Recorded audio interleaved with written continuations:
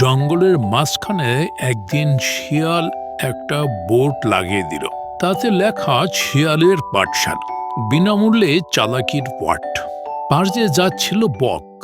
Signboard দেখে সে থমকে দাঁড়ালো, চোখ বড় বড় করে বলল, চালাকির ক্লাস, আমি ভর্তি হব।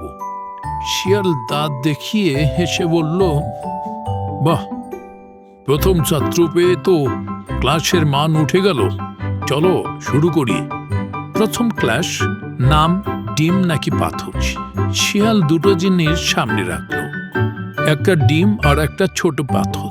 বলল, এই দুইটার একটা রান্না করলে ভিতর থেকে মুরগি বের হবে, আর একটা ভাঙলে দাঁত ভেঙে যাবে। বুঝতে পারো কোনটা? বক হাসলো, এইটা বুঝতে লাগবে, ডিম তো আমি রোজই খাই। শিয়াল বলল, তাহলে একটাই ঠোকর মারো দেখি। বক ঠোকর মারতেই পাথরে ঠোকর পড়ল।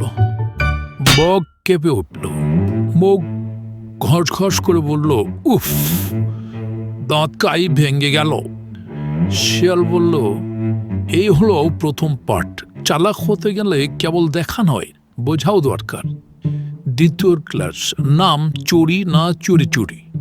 শিয়াল বলল, ধরো কারো বাসার সামনে পড়ে আছে একটা পাকা পেঁপে, কেউ দেখছে না, তুমি নেবে কিনা?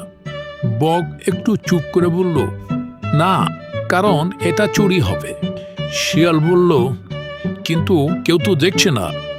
বক এবার গম্ভীর মুখে বলল, নিজের বিবেক তো দেখছে, চালাকি মানে অন্যের ক্ষতি নয়। শিয়াল থমকে গেল, বলল, ভেবেছিলাম তোকে বোকা বানাবো, উল্টো নিজে শিখে নিলাম। সেরা ছাত্র তারাই যারা নিজে ভাবতে শেখে, আর সেরা শিক্ষক তারাই যারা ছাত্রদের থেকে শেখে। এই বকের নামেই জঙ্গলে গল্প হয়। সোজা বক এখন চালাক বক, আর শিয়াল সে এখন সোজা হবার চেষ্টা করে।